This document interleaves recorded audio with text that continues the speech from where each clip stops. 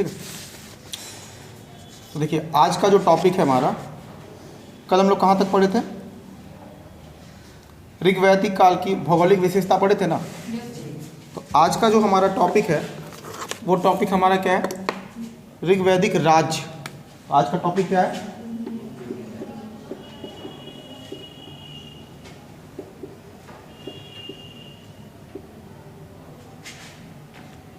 ऋग्वैदिक राज्य के बारे में पढ़ना, ठीक है। अच्छा, ऋग्वैदिक राज्य के बारे में क्या देखना है हमें? यानी कि ऋग्वेद में किस किस राज्य की चर्चा है, हमें ये समझना है ना। जैसे ऋग्वेद में इसमें लिखा है पहला पॉइंट, ऋग्वैदिक भूगोल में आज के पश्चिमी उत्तर प्रदेश, यानी उत्तर प्रदेश का जो पश्चिमी क्षेत्र था, जहाँ पे कि कौन सा क्षेत्र है हमारा? नोएडा है। यूपी का जो यूपी में ही पड़ता है ना नोएडा, हालांकि दिल्ली का वो एनसीआर में आ जाता है वो। तो नोएडा जो क्षेत्र है आपका, उसके बाद गाज़ियाबाद।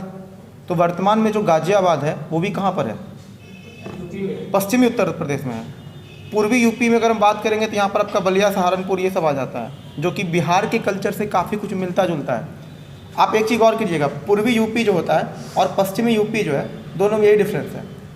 पूर्वी यूपी जो है काफ़ी पिछड़ा हुआ क्षेत्र है और पश्चिमी यूपी क्या है? रिच है, क्योंकि वो राजधानी से क्या है? सटा हुआ है।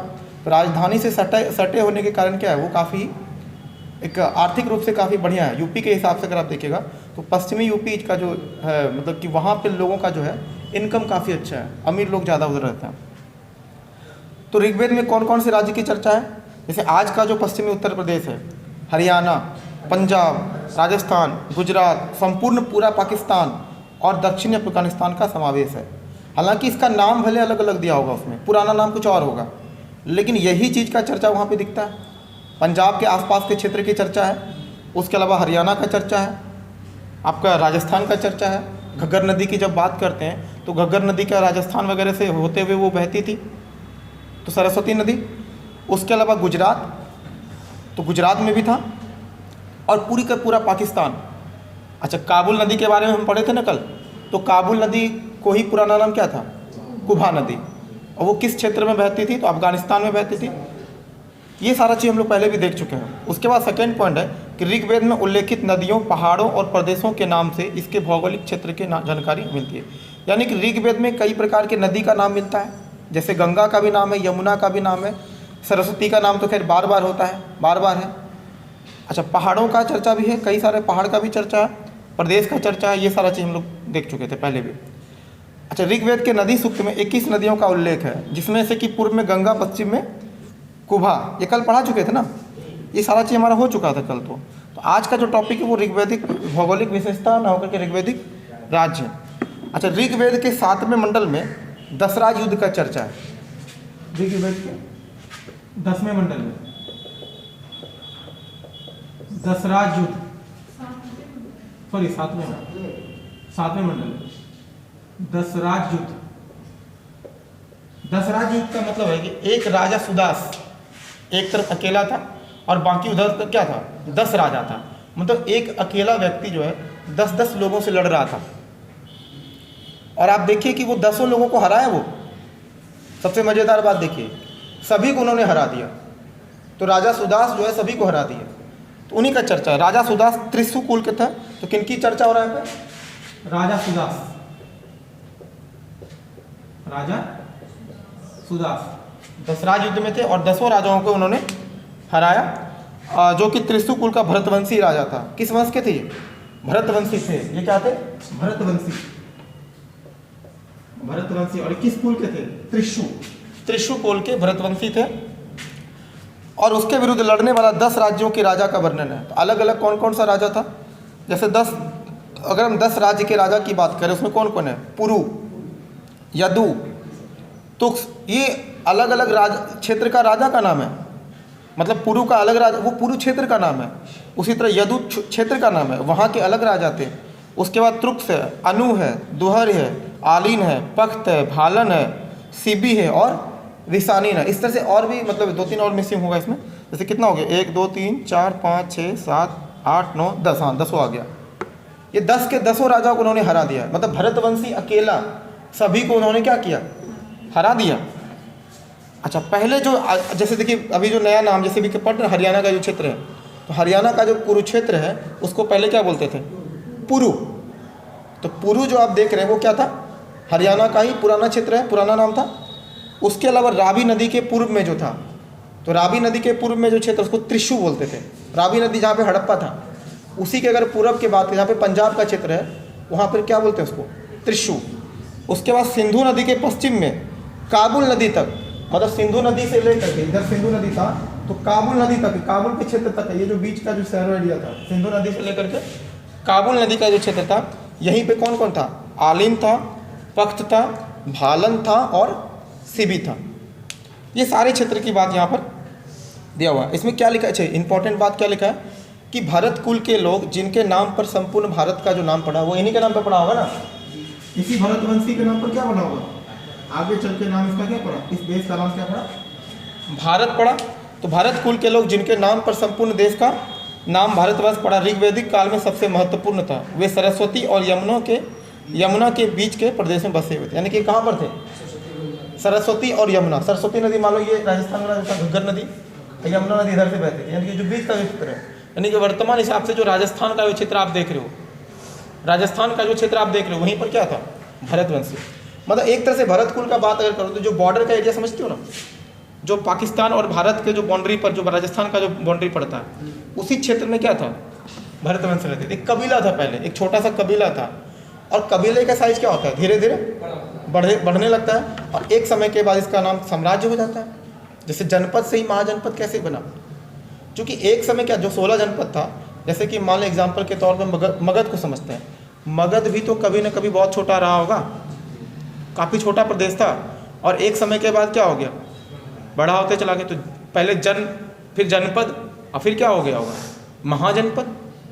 तो कोई भी क्षेत्र जैसे अभी के हिसाब से जो आप लोगों का गांव है या फिर जो आपका शहर है, जैसे बांका का ही बात करें, खैर बांका तो पहले काफ़ी बड़ा था या नहीं था? पहले तो भागलपुर में मिला हुआ था, तो पहले तो बांका का अस्तित्व ही नहीं था, वो तो बाद में बना। अगर हम बात करते हैं जैसे अपने गाँव की, एक समय ये गाँव काफ़ी छोटा रहा होगा, कुछ ही घर होंगे वहाँ पे, 5 घर 10 घर से एक गाँव बन जाता था। धीरे धीरे जैसे जैसे गांव में लोगों की संख्या बस बढ़ने लगी, तो ऐसे में क्या हुआ? गांव का साइज भी क्या होते चला गया? बढ़ते चला गया। और धीरे धीरे आज देख लो गांव का साइज बहुत ज़्यादा बढ़ गया है ना। तो यही पहले भी हुआ था। ऋग्वैदिक राज वाला टॉपिक हमारा खत्म हो गया। अब आता है अगला टॉपिक, आर्य संस्कृति की पहचान। आर्य संस्कृति की क्या पहचान है उसके बारे में देखते हैं। आर्य संस्कृति की पहचान देखते हैं इसमें क्या है।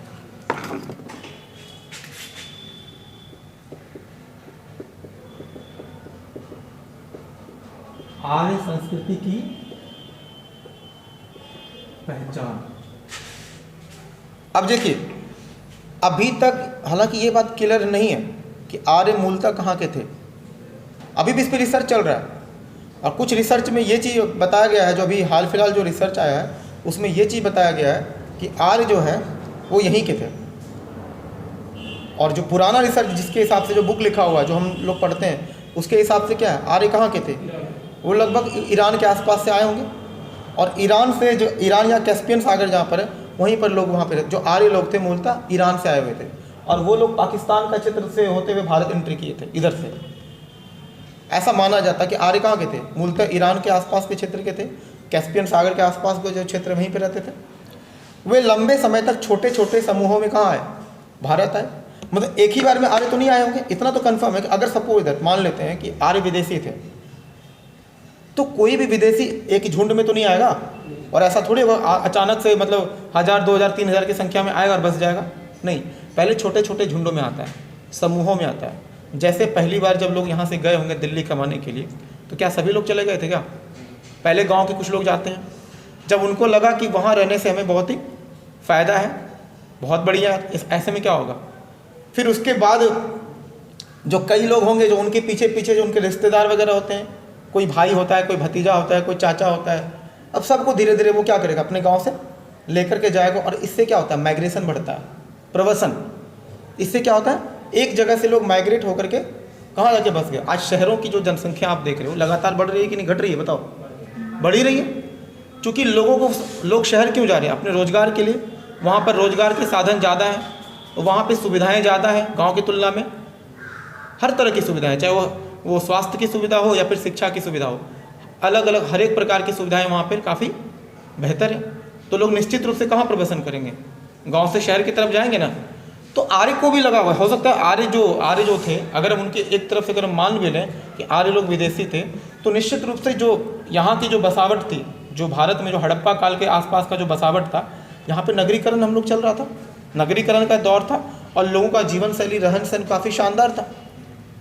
तो जब इतना अच्छा लाइफ शेड्यूल जब चल रहा होगा तो निश्चित रूप से वहाँ के कुछ टुकड़ी पहले आए होंगे, उनको यहाँ पर बड़ा अच्छा लगा होगा।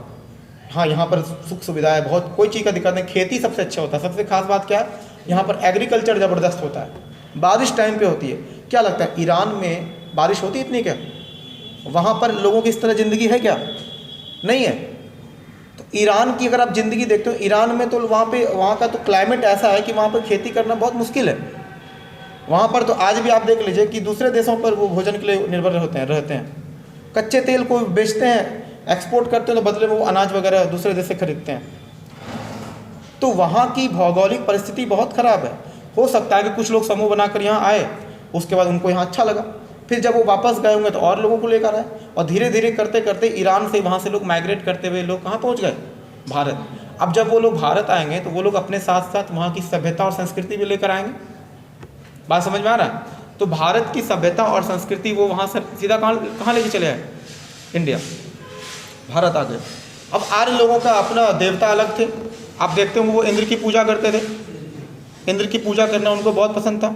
उसके अलावा वो लोग हवन वगैरह भी करते थे, गायत्री मंत्र वो लोग लेकर आए। अच्छा, जब यहाँ आए तो यहाँ के लोग, चूँकि यहाँ के जो लोग थे उनको वो क्या बोलते थे? ये अनार्य है, जिसको कि दिकु यानी कि दस्यु बोलते हैं, दस्यु। तो आर्य लोग जब यहाँ आए रहने लगे तो यहाँ के जो लोकल निवासी जो पहले से थे उनको क्या बोलते थे?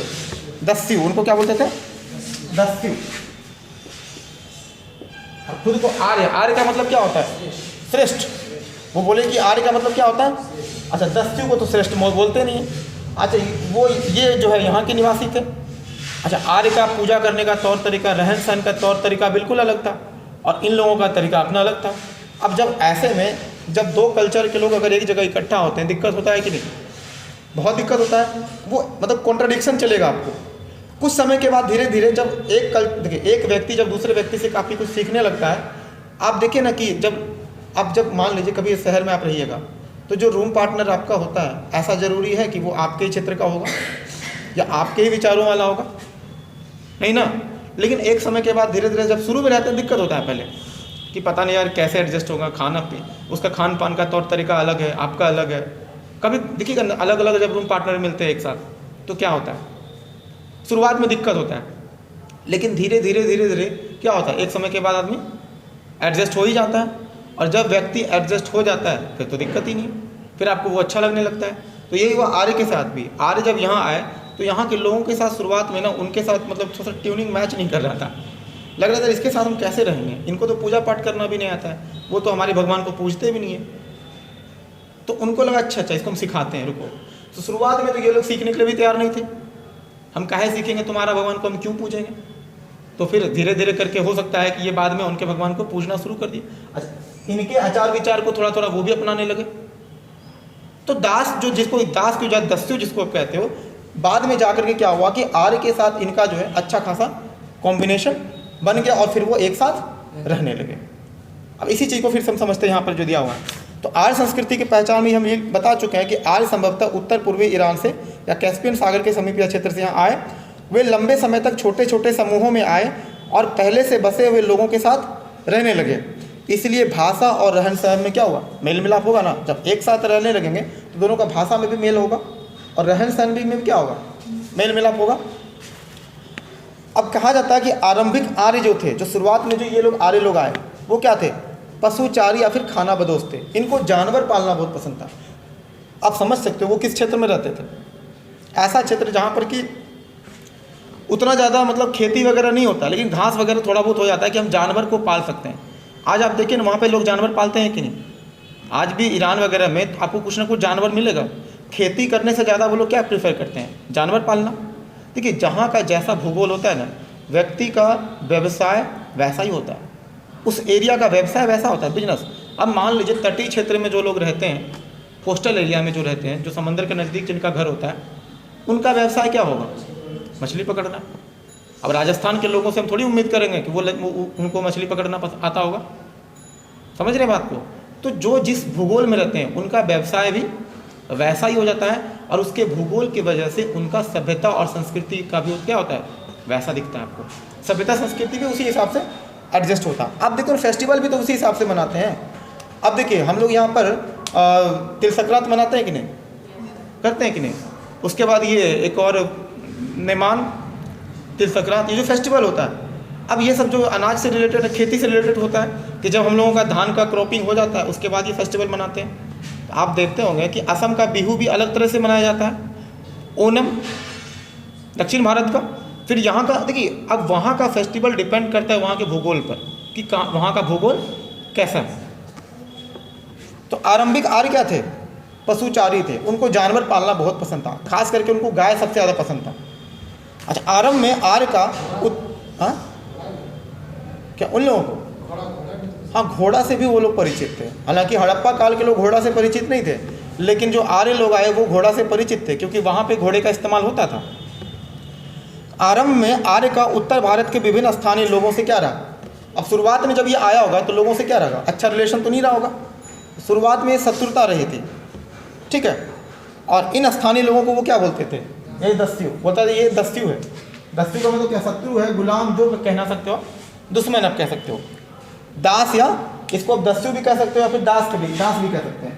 तो दास या फिर दस्यु, दास या फिर दस्यु। अच्छा, वो क्यों बोलते थे इसको दस्यु या दास? क्योंकि ये आर्य के जो देवता थे उनकी पूजा नहीं करते थे, ये अलग देवता की पूजा करते थे।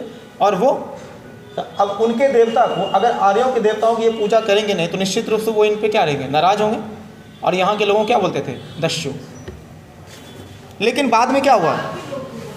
हाँ, अगर जो दावा किया जाता है कि जब आर्य लोग जो बाहर थे, उस हिसाब से अगर देखा जाए, ये भारत के लोगों को कहा गया ना, यहाँ के स्थानीय लोगों को बोला गया। तो सबको बाहर से और यहाँ के लोगों को उधर से कहते हैं। हाँ, अब ये आर्य तो बाहर ही थे, विदेशी, और विदेशी लोगों का देवता अलग थे, पूजा पाठ करने का तरीका क्या था इनका? अब ये इस देवता को पूछते थे, ये इनके देवता को पूछते ही नहीं थे। इस बात से ये नाराज होते थे, इसलिए इनको क्या बोलते थे कि तुम क्या हो? दास हो या दस्यु। स्थानीय लोगों को क्या बोलते थे? दास या दस्यु। तो रिलेशन खराब रहा। धीरे धीरे करते करते जब रिलेशन अच्छा हो गया, सब चीज़ ठीक ठाक रहने लगा, जब स्थानीय लोगों के साथ वो घुल मिल गए, तो फिर बाद में जा करके उनके साथ वैवाहिक संबंध भी स्थापित किए, मैरिटल जो है रिलेशन। बाद में जा करके जब एक साथ रहने लगी तो हो सकता है कि लोगों का पसंद कोई ना कोई आ ही गया होगा। इसके तरफ से कुछ लोग इधर पसंद आए होंगे और उधर से भी कुछ लोग इधर पसंद आए होंगे, और बाद में क्या होने लगा? वैवाहिक संबंध।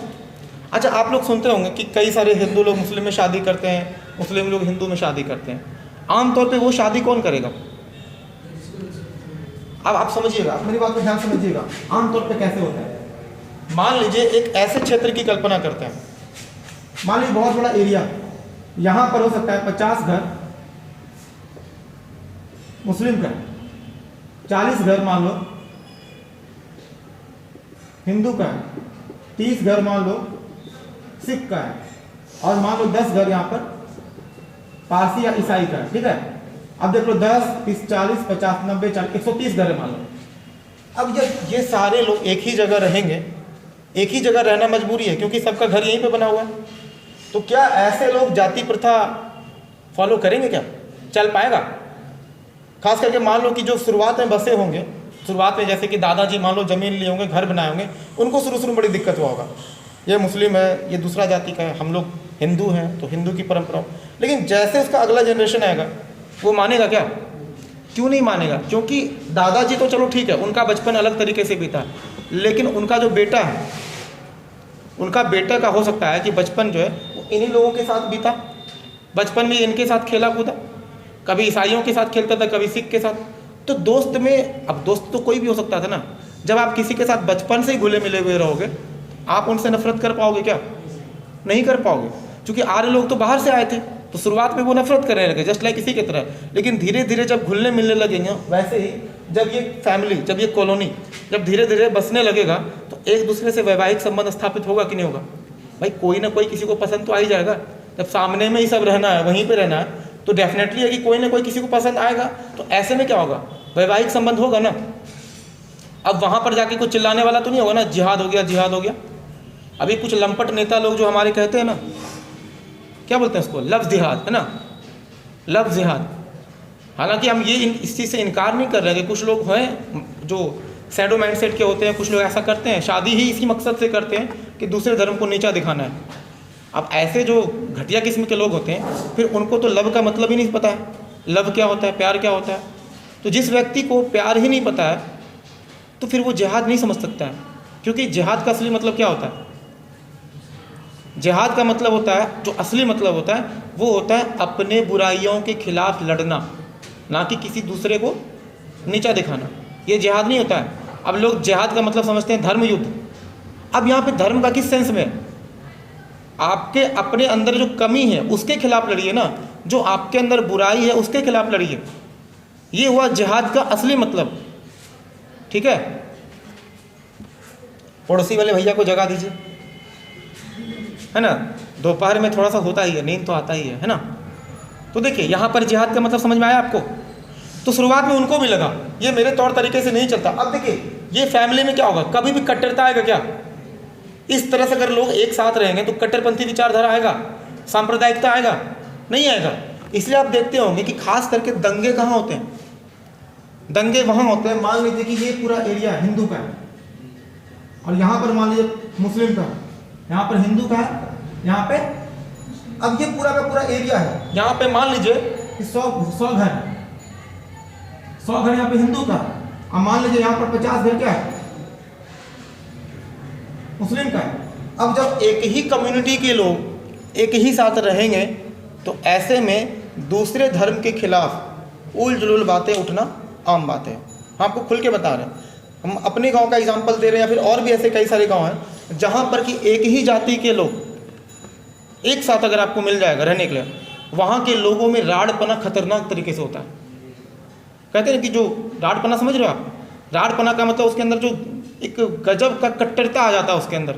उसको लगता है ना कि हम ये कितनी बड़ी जाति में हम पैदा हो गए, और दूसरे जाति को देखना ही नहीं चाहते हैं, क्योंकि वो बचपन में उसी परिवेश में रहा है, उसी बैकग्राउंड में वो पला बड़ा है, और उसको समझाया जाता है कि राजपूत बहुत ही बड़े 30 मार खान होते हैं, जबकि उसको ये समझ में आता कि ये तुक्का है। अब तुक्के से किसी भी जाति में हो सकते थे, ये तो स्टिकर है। लेकिन लोग ये समझने के लिए कहाँ तैयार हैं? उनके अंदर तो पहले ही उसके अंदर जातवाद का और फिर ये धार्मिक जो है भूसा भर देता है दिमाग में कि आपका ये धर्म हुआ, आपका ये जाति हुआ। भाई अगर आपको कहलाना है हिंदू, और हिंदू कहलाने के लिए अगर कट्टरवादी विचारधारा को मानना पड़े, तो मेरे ख्याल से ज़्यादा बेहतर क्या है, आप अपने आप को हिंदू मानो ही मत। समझ लो, अगर हिंदू मानने के लिए ये शर्त दे दिया जाए कि आपको दूसरे धर्म से नफरत करना पड़ेगा तभी आप असली हिंदू कहलाओगे, तो दरअसल आप कुछ नहीं हो, आप गधे हो और कुछ नहीं है। समझ में आया कि आपके दिमाग में कोई ना कोई भूसा भरा है। ये हिंदुत्व की जो मानसिकता है आपके दिमाग में डाला गया है कि आप हिंदू हो, इसके लिए आपको मुसलमानों से नफरत करना जरूरी है। और अगर आपके दिमाग में ऐसे उल जुलूल विचार आ रहे हैं, यानी आप क्या हैं, गोबर हैं और कुछ नहीं है। समझ में आ रहा है ना? और कुछ नहीं है। उनके लिए सबसे अच्छा शब्द क्या होता है? गोबर। उनके दिमाग में भूसा भरा हुआ है, तो तभी वो कहते हैं ना कि अब लोग दावा करते हैं ना। अच्छा, कुछ लोगों का स्वभाव क्या होता है, जब तक किसी सामने वाले को नीचा नहीं दिखाइएगा, उसको लगता है कि हम अपने आप को ऊंचा तभी दिखा सकते हैं जब सामने वाले को थोड़ा डाउन करें। तो अक्सर लोग करते हैं, अपने धर्म को थोड़ा ऊंचा दिखाते हैं और दूसरे धर्म को क्या करते हैं, नीचे दिखाना चाहते हैं। तो ऐसे गोबर भक्तों से बिल्कुल परहेज करना चाहिए। ये समझ में आया? तो भारत वैसे ही खूबसूरत देश है, यहाँ पर सभी धर्म सभी मजहब के लोग रहते हैं, लेकिन उसके बावजूद भी जो कट्टरपंथी विचारधारा है वो इस तरह के लोकेशन पे ज़्यादा होता है। इस तरह के लोकेशन पे दंगे आपको ज़्यादा देखने को मिलेंगे।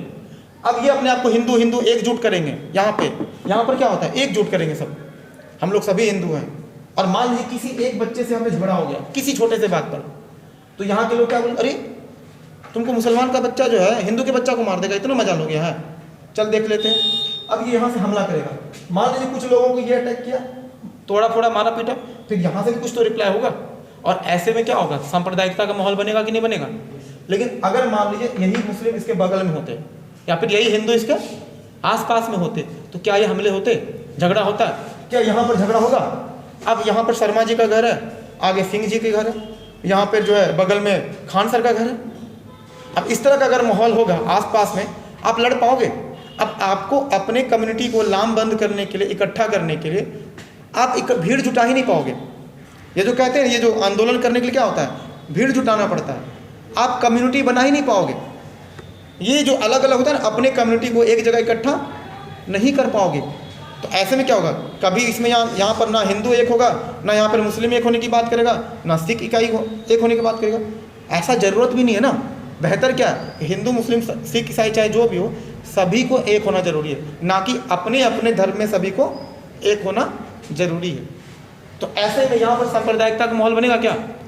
देखिए, आमतौर पर बता रहे हैं कि दिल्ली जैसे शहरों में ये बहुत ही कम चांस होता है वहाँ पे दंगे होना, क्योंकि वहाँ पर ऐसा बना ही है, कॉलोनी का बसावट ही ऐसा है। अब पड़ोस में वहीं पे मुस्लिम है कोई, अब मान लीजिए कोई आंटी है, आप उनको बराबर आंटी आंटी पुकार रहे थे, आंटी, और उस आंटी के खिलाफ आप हिम्मत जुटा पाओगे? तलवार निकलेगा? कैसे निकालोगे? और उस आंटी का भी लगेगा ये मेरा बेटा है भाई, इसके खिलाफ हम कैसे ऐसा कर सकते हैं? तो ये मारकाट कभी नहीं होगा। तो देखिए, हालांकि दिल्ली में दंगे हुए, लेकिन यहाँ पर दंगे होने का वजह कुछ और था। दंगे तो प्लानिंग के साथ होता है ना, दंगे जो होते हैं वो एक खास प्लानिंग के साथ होता है। दंगे करता कौन है? देखिए, दंगे कराने के लिए फंडिंग होती है, उसके लिए जो भी सामग्री वगैरह होता है, जो पैसा का जो खर्च होता है वो कौन देता है? कोई ना कोई व्यक्ति तो देगा ना। आप कभी सुने हैं कि दंगे में किसी नेता का बेटा मरता है जल्दी? आप जल्दी नहीं सुनिएगा किसी नेता का बेटा मरा, क्योंकि उनका काम क्या है, दंगे करवाना। उधर से वो पलिता लगा के चले गए, पर्याप्त है। अब लड़ेगा आपस में लोग, हिंदू मुस्लिम में लड़ेगा, कटेगा, मरो। जब यही करना है तो मरो फिर। तो चूंकि जिस व्यक्ति के पास अपना खुद का दिमाग नहीं होता है तो वो क्या करेगा, दंगे ही तो करेगा।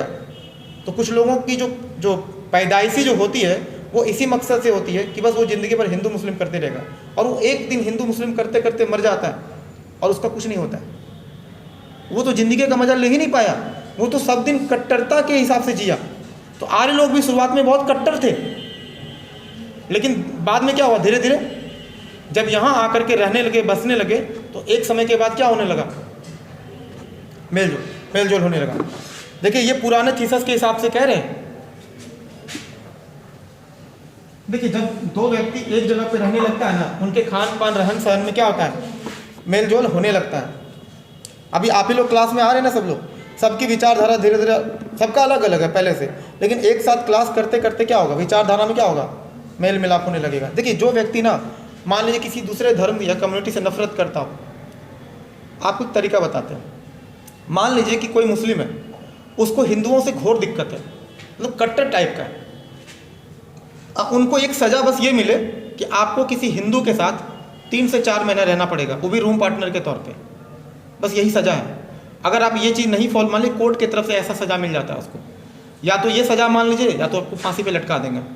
तो ऐसे में लोग क्या चुनेगा? अच्छा, कुछ जो घोर कट्टर टाइप का होगा वो तो बस यही कहेगा, भाई लटका तो मर जाएंगे लेकिन इसके साथ नहीं रहेंगे। मान लीजिए कि उस टाइप का नहीं, जो थोड़ा डरपोक टाइप का हो, कट्टरपंथी है लेकिन थोड़ा डरा हुआ टाइप, वो शॉर्टकट ढूंढ रहा है, यार यही ठीक है, ठीक है। अगर मान लो वो रहना शुरू कर दे, शुरुआत में उसको बड़ी ऐसे करके देखेगा, नमाज भी नहीं पढ़ता है, यार कुछ तो करो, नमाज पढ़ो, भगवान का पूजा भी नहीं कर रहा है ढंग से, ये करता भी तो घंटी बजाता है, उसको अजीब लग सकता है।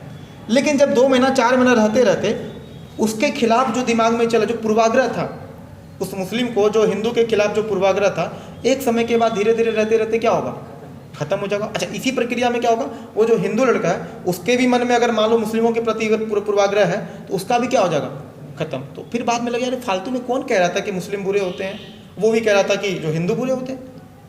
तो ये जो बीच में जो कहते हैं ना, ये जो सूचना मिलता है ना बाहर से, ये जो कूड़ा करकट वाला जो सूचना मिलता है, ये जब तक आप जियोगे नहीं ना उसके साथ रह के, आपको पता नहीं चलेगा, वरना बहुत सारा गलत फहमी दिमाग में रहता है। आर्य को भी ये गलत फहमी था, और धीरे धीरे जाकर क्या हुआ, जब वैवाहिक संबंध हुआ तो क्या हो गया, खत्म हो गया। अच्छा, सोच के देखना, हम एक ऐसे खूबसूरत देश की बात कर रहे हैं जहाँ पर हिंदू का किसी मुस्लिम से शादी हो रहा है और मुस्लिम का किसी हिंदू से, हम एक्सेप्शनल शादी की बात नहीं कर रहे हैं, हम चाहते हैं कि ऐसा माहौल नॉर्मल हो जाए, लोगों के लिए आम बात हो जाए कि वो जाति और धर्म के बियॉन्ड जा करके वैवाहिक संबंध स्थापित कर रहे हैं। तो क्या लगता है ऐसे में कभी दंगे होंगे क्या? आप किसके खिलाफ दंगे करोगे? मान लीजिए आपका कोई फूफा लगेगा, उसमें कोई आपका हो सकता है कि जीजा लगेगा, हो सकता है कोई आपका साला लगेगा, समझ रहे हो? मान लीजिए कि आपकी माँ का धर्म अलग था, अब फादर का धर्म अलग है, हो सकता है ना कि मौसी का धर्म अलग होगा। तो देखिए ऐसे में आपको लगता है कि इनके खिलाफ आप हमला बोल पाओगे कि चलो फूफा जी आपका कत्ल कर देते हैं, क्या कि आप मुस्लिम हो? जब लोग रिश्ते में जुट जाते हैं ना, तो रिश्ते में जुटने के बाद ये सारा कट्टरपंथी विचारधारा क्या हो जाता है? आप किसके खिलाफ लड़ोगे? सब तो अपने हैं यार, बस अपने दिल से। जिस दिन तुम दिल से मान लोगे ना, उस दिन ये कट्टरपंथी विचारधारा क्या हो जाएगा? ख़त्म हो जाएगा। और ये ज़रूरी है। भारत एक बहुत ही खूबसूरत देश है। लोगों के साथ दिक्कत क्या है कि वो भारत के सभ्यता संस्कृति को कभी ठीक से समझे नहीं है। और नेताओं की बात है कि होता क्या है कि नेताओं की बात, जैसे अगर कोई मान लीजिए कि माता पिता है, तो माता पिता की बात यहाँ से गुजरता है, समझ रहे हैं? टीचर की बात यहाँ से गुजरता है और नेता की बात यहाँ से एंट्री करता है, क्योंकि वो जल्दी समझ में आता है। नेता को भी पता है कि हम क्या बोलेंगे जो कि ईजिली मेरी बात को लोग समझेगा। आप देखते हो उनके नारा में, नारा कितना ज़बरदस्त लगाते हैं, भाइयों एवं बहनों, मित्रों। अब मित्रों बोल करके नीचे से काट लेता है पैर। हमें थोड़ी पता होता था कि शुरुआत में, हालांकि देखिए ये सरकार शुरुआत में ज़बरदस्त काम किया था, लेकिन कुछ एक दंगों की वजह से या फिर जो माइंडसेट इनका जो प्रो हिंदू टाइप का जो दिखता है, ये थोड़ा सा गड़बड़ है। इस सरकार का ये खामी तो है।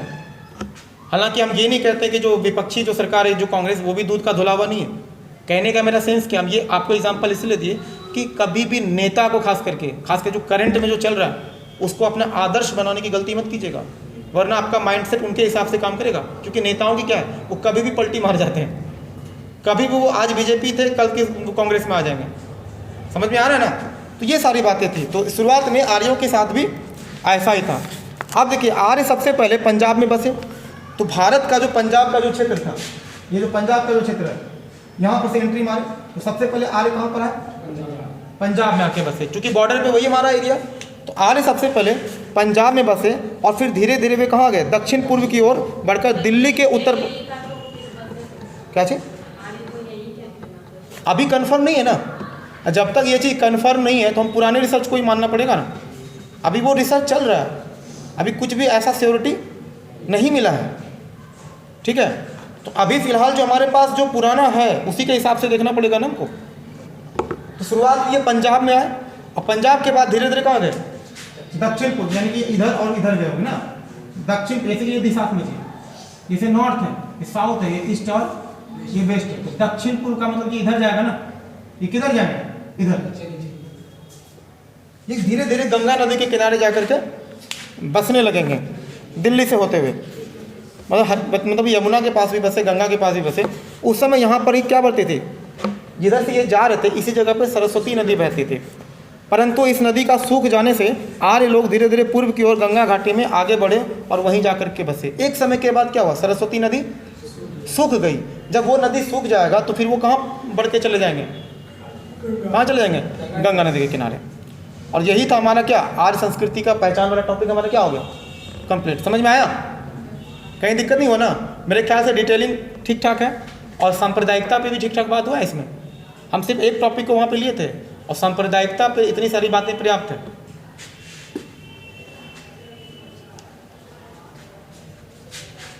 अब देखिए अगला जो टॉपिक है वो है वैदिक काल की राजनीतिक संरचना।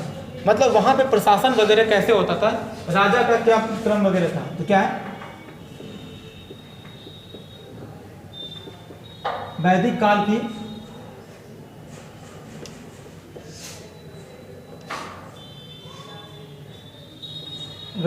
की राजनीतिक संरचना देखते हैं। पहले वैदिक काल का हम लोग देखते हैं। वैदिक काल के दिन ना, अब इसमें देखिए हम समझना चाहते हैं पहले राजा के बारे में।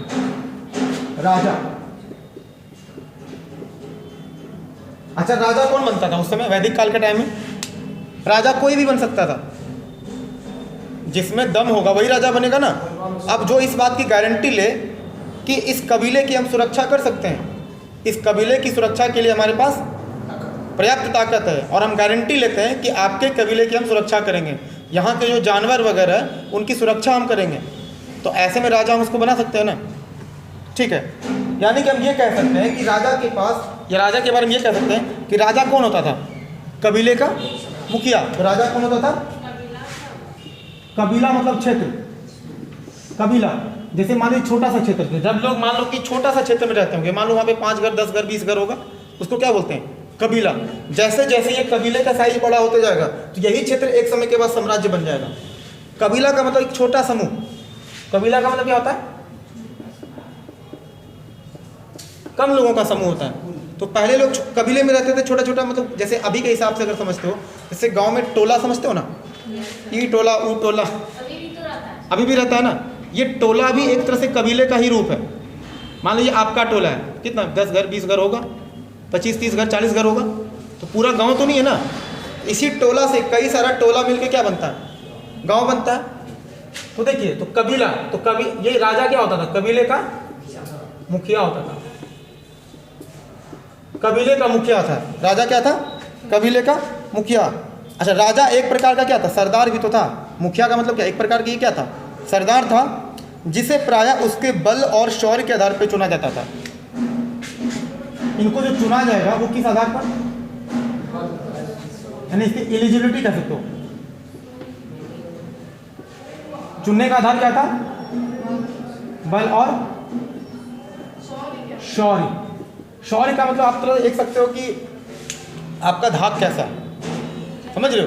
आपका मतलब कि आपका पर्सनैलिटीज कैसा है, लगना भी तो चाहिए कि भाई राजा है। तो प्रतापी राजा मतलब जब वो कुछ कहता है तो उसके बातों में दम होता है। तो बल, तो ताकत तो होना ही चाहिए लड़ने का, और साथ ही साथ उसको कई सारे लोगों को संभालने की भी क्षमता हो। मतलब क्या? बोली से आपका पर्सनैलिटी ऐसा हो कि जब आप बोलना शुरू करें तो लोग आपकी बात को ध्यान से सुने। तो ये होना चाहिए किसमें? राजा में गुण क्या होना चाहिए? बल और शौर्य। इसकी जरूरत क्या है? ताकि वो कबीले की सुरक्षा कर सके। उसके बाद देखिए, राजा का चुनाव कैसे होता था? अगर हम बात करें इसका चुनाव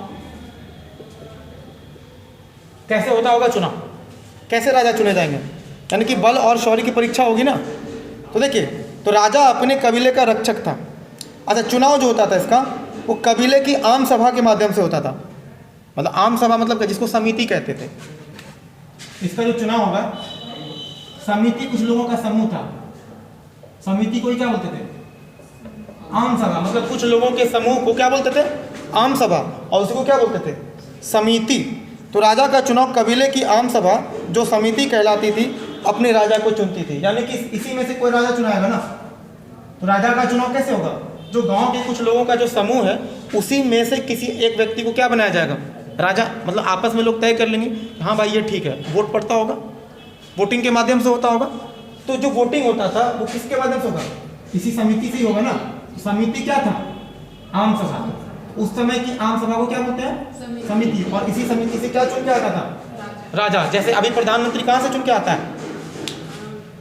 लोकसभा से आता है ना। क्या जरूरी है प्रधानमंत्री हमेशा लोकसभा से ही होना चाहिए? ऐसा तो जरूरी नहीं है ना। राज्यसभा के भी बन सकता है ना।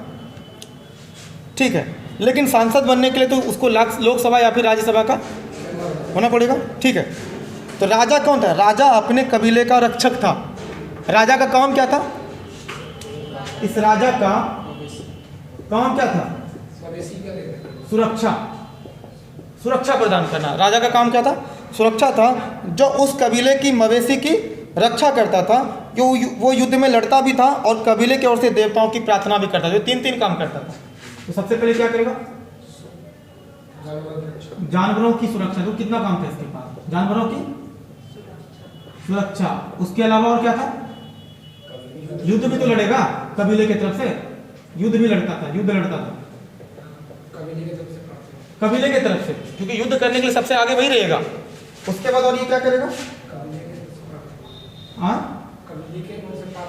प्रार्थना भी करेगा।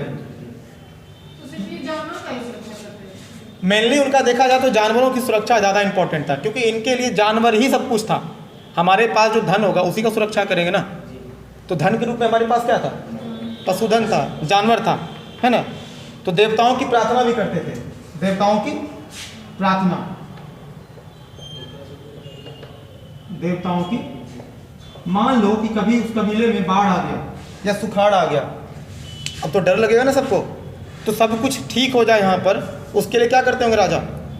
ऊपर वाले को याद करते होंगे, देवताओं की प्रार्थना करते होंगे, इंद्र की पूजा करते थे। मान लो जो बारिश नहीं हो पाता होगा, या फिर युद्ध के समय में, खास करके युद्ध के समय में वो इंद्र की पूजा करते थे ताकि युद्ध में वो विजयी हो जाए। ठीक है, उसके बाद देखते हैं राजनीतिक ढांचा कैसा था, वो बहुत इंपॉर्टेंट है, इसको मिटाएं। अच्छा यहाँ पे लिखते हैं, यहाँ पे राजनीतिक ढांचा। तो राजनीतिक ढांचा क्या था, इसको भी मिटा देते हैं क्योंकि राजा की भी जरूरत नहीं था। वैदिक काल की राजनीतिक संरचना की, राजनीतिक ढांचा की बात अगर करें तो वो किस तरह से था? सबसे जो निचली इकाई थी उसको क्या बोलते थे? कुल। सबसे निचली इकाई को क्या बोलते थे? उसको नीचे लिखने ज़्यादा अच्छा लगा, कुल। कुल किस कुल के हो आप? कुल का मतलब क्या? एक खानदान। अभी समझने का अगर समझ लो तो कुल का मतलब क्या होता है? आपका खानदान के बारे में, आपके दादा परदादा, या आपके कुल क्या आ गया। तो कुल, कुल के ऊपर क्या हो जाएगा? कुल से बड़ा क्या होगा? ग्राम। उसके बाद क्या है? विश्व। उसके बाद क्या? उसके जन। उसके बाद राष्ट्र। उसके बाद क्या और भी है ना, अभी रहने तो जितना ही। तो सबसे निचली इकाई क्या हो गई? ये सबसे निचली इकाई, और ये सबसे ऊपरी इकाई। मतलब एक राष्ट्र में कई सारे जन होंगे, और एक जन में कई सारे विश्व होंगे, और एक विश्व में कई सारे, और एक ग्राम में कई सारे कुल होते हैं कि नहीं? जैसे एक ही ग्राम में कई टोले होते हैं कि नहीं? बता तो नहीं, ये कई सारे ग्राम के समूह को, जैसे अभी के हिसाब से समझिए तो एक जिला में कई सारे पंचायत होते हैं ना, होते हैं कि नहीं होते हैं? तो एक जिला में कई सारे पंचायत, तो मान लो इसको पंचायत बोलते हैं। एक जैसे मान लो अभी के सेंस में अगर समझना चाहो, मान लो इसको पंचायत बोलो। एक पंचायत में कई सारे गांव होते हैं कि नहीं? होते हैं ना। एक पंचायत में कई सारे, और एक गांव में कई सारे टोले होते हैं। अच्छा, कई सारे पंचायत मिलकर एक जिला बनता है, और कई सारे जिला मिलकर क्या बनता है? समझ में आ रहा है? ये इकाई तो आज भी है, बस क्या है, सिर्फ इसका नाम अलग है। तो समझ रहे हो ना? तो हम इसको ऐसे समझ सकते हैं ना, यानी कि कई सारे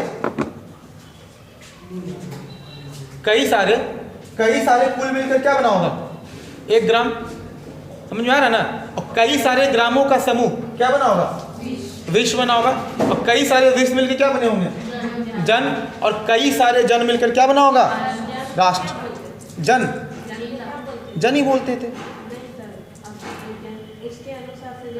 अच्छा, अभी के हिसाब से वो तो आप सेट कर लीजिए ना, कुछ भी अभी के हिसाब से एग्जाम्पल बहुत सारा है। जैसे ग्राम है ना, मान लीजिए ग्राम ही, इसको आप ले लीजिए गांव। ठीक है, समझने के लिए। अच्छा, गांवों के समूह को हम पंचायत कहते हैं कि नहीं? अगर आप पंचायत भी नहीं कहना चाहते हैं, मान लीजिए सपोज दैट आप इसको जिला कह सकते हैं ना। एक जिला में कई सारे गांव होते हैं कि नहीं होते हैं? अच्छा, कई सारे जिला मिलके क्या बनता है? राज्य बनता है। और कई राज्य मिलके क्या बनता है? ये ठीक लग रहा है? ये ठीक लग रहा था, यही समझ लीजिए। लेकिन ये क्रम है सिर्फ, इसका एग्जैक्ट मतलब यही हो, इसकी कोई गारंटी नहीं है। ये एकदम, ये तो उदाहरण दे रहे हैं ना आपको। कई सारे कुल मिलकर ग्राम बनाओ, कई सारे ग्राम मिलकर के विश्व बना, और कई सारे विश्व मिलकर क्या बना? जन। और कई सारे जन मिलकर क्या बना? राष्ट्र। ये उस समय की राजनीतिक इकाई थी। ठीक है, तो ये हो जाएगा ना। सबसे निचली इकाई क्या है? कुल। उसके बाद क्या है? उसके बाद विश्व, जन, उसके बाद राष्ट्र। ठीक है, अब राजा के बारे में थोड़ा कुछ और देख लेते हैं।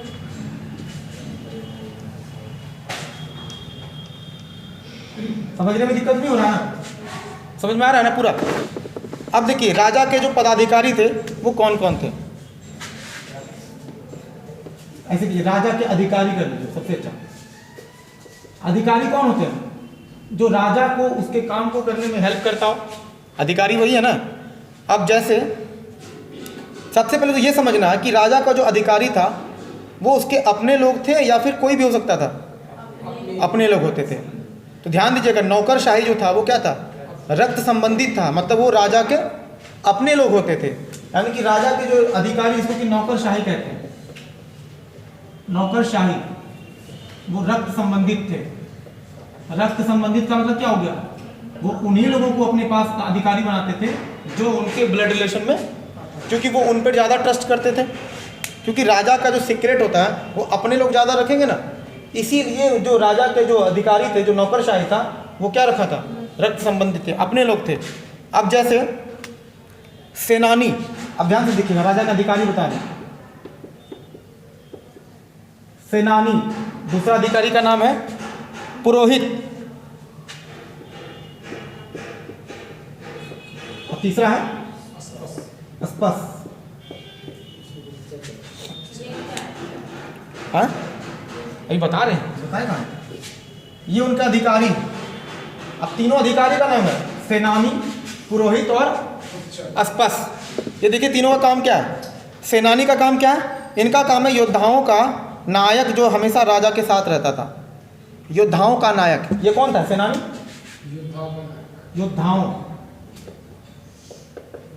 योद्धाओं का,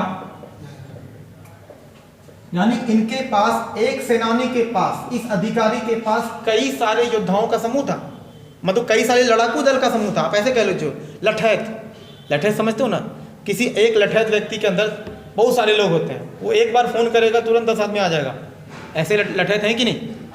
दरअसल वो अभी के हिसाब से क्या है, सेनानी। एक फोन करता है, कितने से लड़का जाता है बाइक से, हाँ तुरंत वहीं पे क्रांति हो जाता है। तो ये जो सेनानी थे, ये अधिकारी थे, ये कौन थे, योद्धाओं का। जब भी राजा को कहीं युद्ध में लड़ना होता था, तो युद्ध में लड़ने के लिए सिपाही तो चाहिए ना भाई, सेना तो चाहिए ना, तो वो सेना की व्यवस्था कौन करता था, सेनानी। समझ में आ रहा है। उसके बाद कौन है, पुरोहित का बाद में देखते हैं, पहले अस्पस का देख लेते हैं, अस्पस का, ठीक है, क्योंकि पुरोहित में और भी बहुत सारा कुछ समझना है। अस्पस कौन था, अस्पस एक गुप्तचर था,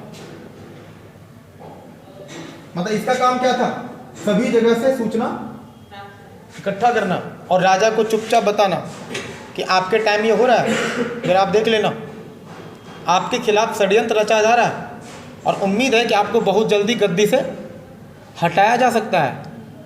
कुछ लोग ऐसे हैं जो आपके खिलाफ विद्रोह करने की बात कर रहे हैं। तो वो शुरुआत में क्या करेगा, जब राजा के पास जब गुप्तचर होगा, जब सीक्रेट बात जो बता देगा, तो ऐसे में वो क्या करेगा, शुरुआत में क्या करेगा, उसका दमन कर देगा, है ना। अच्छा, पुरोहित सबसे बिजी आदमी, पुरोहित, क्योंकि इसके बिना तो ये राजा कुछ भी नहीं था। ये पूरा का पूरा जो राज्य का जो राजनीतिक ढांचा जो मजबूत हुआ, वो इन्हीं के वजह से हुआ, पुरोहित के वजह से हुआ। अब देखिए, ये राजा के लिए क्या करेगा, धार्मिक अनुष्ठान करेगा। इसका काम होगा धार्मिक अनुष्ठान। धार्मिक अनुष्ठान, ये इसको मिटाया, अस्पस को मिटाते हैं क्योंकि फिर जगह का दिक्कत होगा। तो ये क्या है, धार्मिक अनुष्ठान करेगा, किसके लिए, राजा के लिए। किसके लिए करेगा, क्यों राजा के लिए करेगा, है अभी आपको भी थोड़ी देर में प्लानिंग बताएंगे कि ये रीजन क्या है। ये राजा के लिए धार्मिक अनुष्ठान करता है और बदले में क्या लेता था राजा से, बदले में गाय चाहिए इसको, तो बदले में क्या चाहिए इसको बदले में गाय चाहिए, और क्या चाहिए, दासी चाहिए, और भी कुछ चाहिए होता क्या, काफी है ना, इतना ही पर्याप्त है। और दान दक्षिणा भी तो चाहिए होता था। तो गाय चाहिए, दासी चाहिए, और इधर नहीं आ रहा क्या वीडियो में, आ रहा है,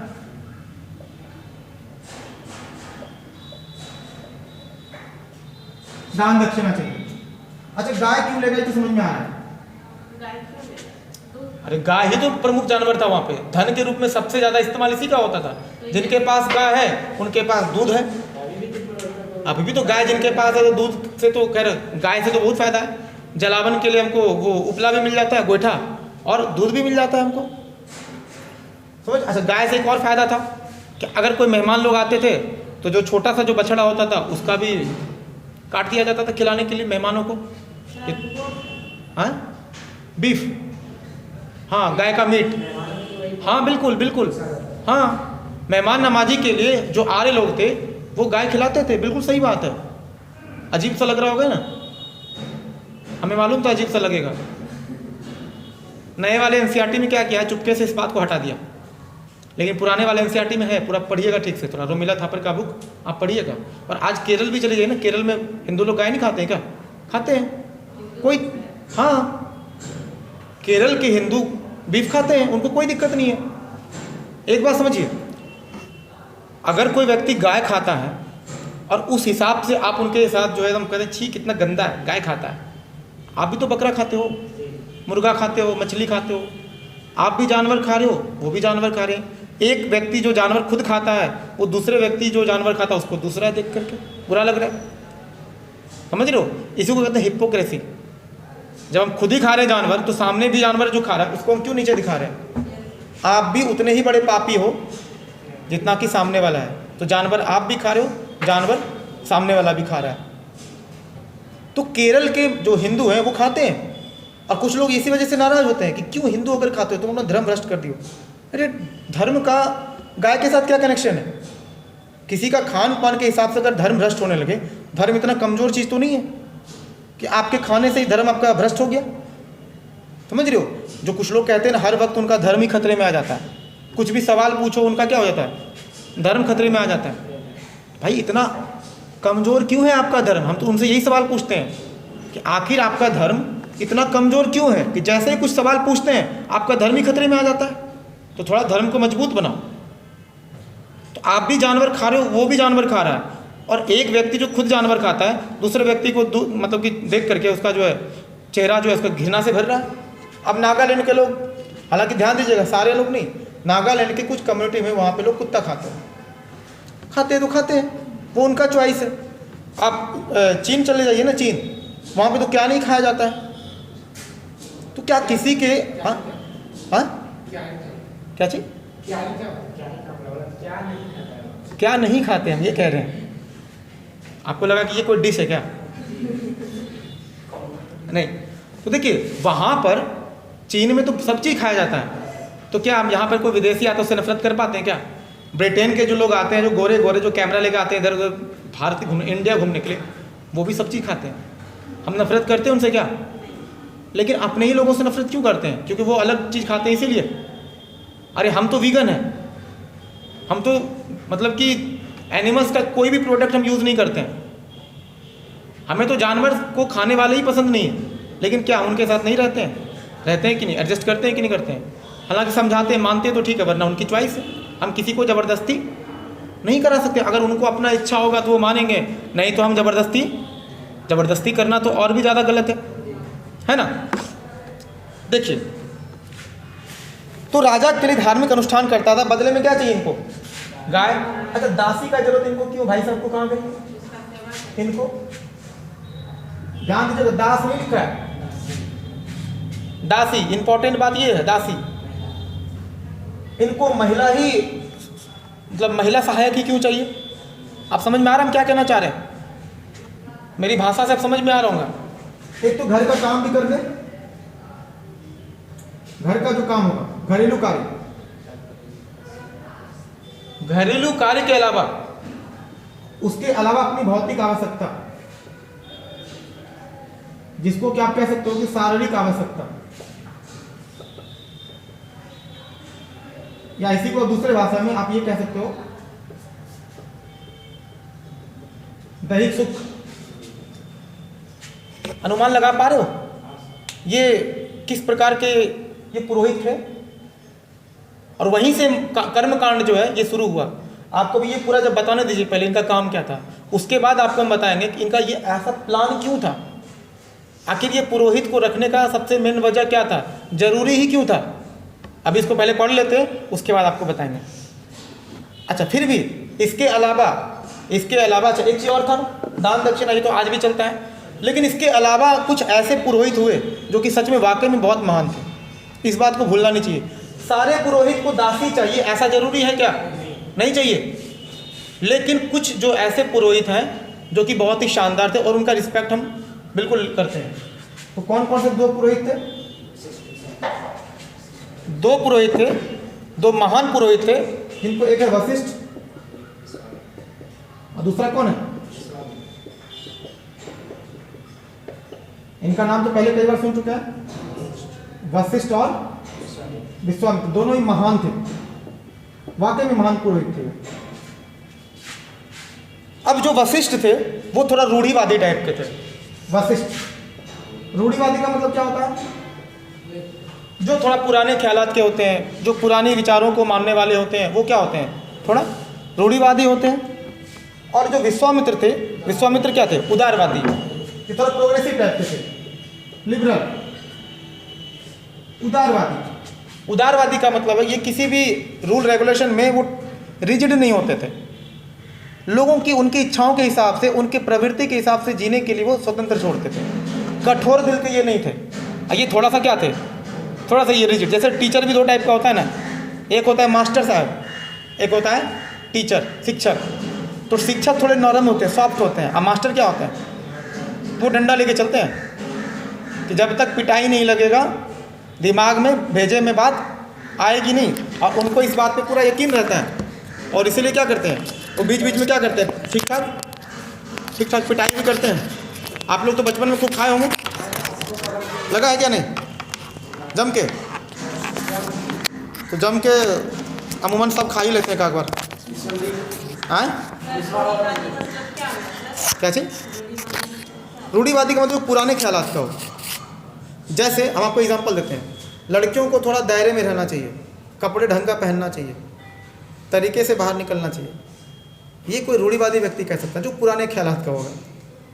और ये कहेंगे योर चॉइस, आपको अगर निक्कर पहन के घूमना है आप निक्कर पे घूमो, और अगर जीन्स पहन के घूमना है जीन्स पहनो, साड़ी पहन के घूमना आपकी मर्जी। जैसे अभी कुछ नेता लोग जो है वो जीन्स पर सवाल उठा रहे थे, कुछ नेता हैं जो जीन्स पर सवाल उठा रहे थे, लेकिन वो नेता भूल जाते हैं जब वो खुद मॉर्निंग वॉक में निकलते हैं तो निक्कर में होते हैं। एक बात बताओ, आप हाफ पैंट में बाहर घूमते हो, आपको कोई मना करता है? आज तक कोई डांटा है कभी कि तुम हाफ पैंट में क्यों घूम रहे हो? जब लड़कियां पहनती तो बड़ा दिक्कत हो जाता है हाफ पैंट में। समझ रहे हो बात को? बात यह है कि आप उस चीज़ को एडजस्ट कर ही नहीं पा रहे हो। आप जिस व्यवस्था के तहत पले बड़े हो आपको वही पसंद है, इसलिए ये दिमाग में खटकता है। आप चले जाओ दूसरे कंट्री की बात कह रहे हैं, आप कुछ लोग कहेंगे भारत विदेश थोड़ी है। अरे भाई, विदेशों से अगर कुछ अच्छी बातें तो सीखने में क्या तकलीफ़ है? वहाँ पर कुछ हो ना हो, अगर आपको बुरा लगता हो, लेकिन कम से कम वहाँ पे लोगों की आज़ादी के बारे में ठीक ठाक ध्यान रखा जाता है। आपके आज़ादी के मामले में विदेश ज़्यादा अच्छा है। कोई किसी से मतलब उतना नहीं रखता है। आपको जैसे शादी करना है, जिससे शादी करना हो, अपने से बड़ी उम्र के साथ शादी करना है, छोटे उम्र के साथ शादी करना है, कोई इशू है? अच्छा, जैसे कि प्रियंका चोपड़ा, निक से शादी हुआ उसकी। अच्छा, निक का कंट्री कौन है? अमेरिका। अमेरिका में इस बात की चर्चा होगी कि निक कितना छोटा है और प्रियंका चोपड़ा कितनी बड़ी है, शादी नहीं करना, इस पर बवाल हुआ कभी? भारत में भाई यही गॉसिप का टॉपिक है। बताओ, इतना छोटा लड़का से शादी कर ली, शर्म नहीं आया? भाई क्यों शर्म आया? एक बात बताओ, शादी में हमेशा पुरुष ही बड़े उम्र का हो, ऐसा कौन सा ज़रूरी है? ऐसा ज़रूरी है क्या? लेकिन कि हम लोगों को चूँकि आदत हो चुका है कि लड़की अगर कम उम्र की हो और लड़का थोड़ा सा ज़्यादा उम्र का हो तो क्या हो, थोड़ा ठीक रहता है। दरअसल ये व्यवस्था पता है क्यों बनाया गया? देखिए, लड़का थोड़ा ज़्यादा एज का होगा तो थोड़ा सा होगा, हट्टा कट्टा भी होगा, और लड़की थोड़ा कम एज की होती है, उससे कंट्रोल करने में आसान होता है। किसको? महिला को। तो चूँकि महिलाओं को कंट्रोल करना ज़्यादा ईजी होता है, इसी वजह से ये व्यवस्था चलते आ रहा है। बात इतना ही है। अब आपको बड़ा अजीब सा लगेगा कि जो लड़की या औरत को जो पायल जो पहनाया जाता है या फिर जो सैंडल, तो सैंडल और पायल का जो आविष्कार है वो क्यों हुआ था? अच्छा दिखे इसलिए? पैर की सुंदरता बढ़े इसलिए? बिल्कुल नहीं, बिल्कुल। जहाँ भी वो चले उसके पैरों की जो झंझनाहट है, जो झुनझुनाहट जो आवाज़ होती है, जो पैर जो पायल का, उससे उस पर नज़र रखना आसान होगा। अगर वो पायल पहनी हुई रहेगी तो नज़र रखना उस पर आसान होगा। अच्छा, दूसरा चीज़, सैंडल का आविष्कार क्यों हुआ? ताकि वो तेज़ी से दौड़ ना पाए, कंट्रोल में रहे। देख रहे ना, यही चीज़ गुलामी का प्रतीक था और आज क्या बन चुका है? फैशन। पायल ना दो तो लोग नाराज़ हो जाते हैं, समझ रहे हो ना। और सैंडल में भी अलग अलग क्वालिटी का है। अब तो सैंडल ऐसे वाला भी आता है, मतलब ऐसा लगता है, पता जो पहनता है उसको पता होगा। अब पता नहीं लगा, जैसे कि कभी कभी सोचते हैं कि अगर पहन के देखा जाए तो ऐसा लगेगा हम गिर जाएंगे आगे, नहीं लग रहा है क्या होगा मेरे थोबड़े का, लेकिन बैलेंस तो लड़कियां बैलेंस करती है उसको पहनने के लिए, उसको बैलेंस में रहती है और चलेंगी भी तो एक खास अदा से चलती हैं। उनको पता है कि सैंडल को पहनने का अपना तौर तरीका क्या है, कि पहनने के बाद कैसे चलना चाहिए। समझ में आ रहा है ना? ये कुछ चीज़ों का जो आविष्कार हुआ था